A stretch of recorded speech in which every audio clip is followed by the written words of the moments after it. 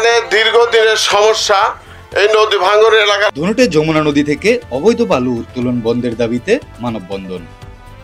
Staff reporter Nazmul Hasan নাজিরের রিপোর্ট। বগুড়ার ধুনটে যমুনা নদী থেকে অবৈধভাবে বালু উত্তোলন বন্ধের দাবিতে মানববন্ধন করেছেন স্থানীয় সচেতন মহল। রবিবার সকাল 10টায় উপজেলার বান্ডারবাড়ি ইউনিয়নের শিমুলবাড়ি বাঁধের উপর ঘণ্টাব্যাপী এই মানববন্ধন অনুষ্ঠিত হয়।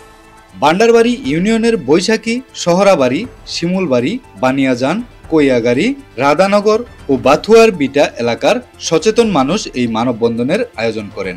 মানববন্ধনে বক্তব্য দেন স্থানীয় সমাজসেবক মোহাম্মদ সাইফুল ইসলাম, বেটু তালুকদার, মোহাম্মদ হান্নান সরকার, রুবেল মণ্ডল, মোহাম্মদ ইসমাইল হোসেন মিলন, সুমন, শরীফ, নান্নু মণ্ডল, জনাব আলী, মোহাম্মদ আলী, তোতামিয়া, রফিকুল ইসলাম, আনিসুর রহমান, দুলাল হোসেন ও আব্দুল খালেক।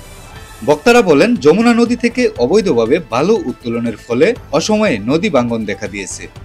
এতে নদীর গতিপথ পরিবর্তিত হচ্ছে এবং জীববৈচিত্র্য হুমকির মুখে পড়ছে। এছাড়াও সরকার বিপুল পরিমাণ রাজস্ব হারাচ্ছে।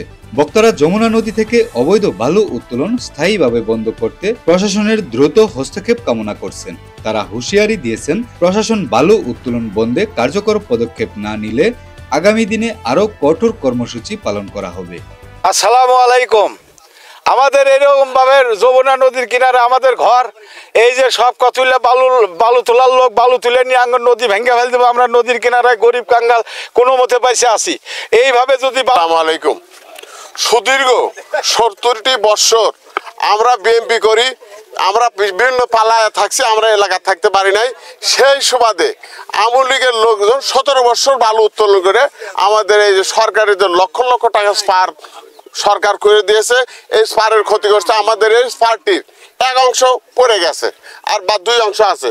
সরাবাড়ির স্পারটা যার উপরে অত্র এলাকার খেটে খাওয়া মানুষ, ওই গরিব মানুষ এই স্পারের অপেক্ষায় আছে। স্পারের যদি মাথা ভেঙে যায় তাহলে এই সমস্ত ভান্ডারবাড়ির গোসাইবাড়ি এক অংশ সমস্ত গরিব মানুষ, গরিব কাঙ্গাল মানুষ বাঁধের উপরে আমরা বসবাস করতেছি।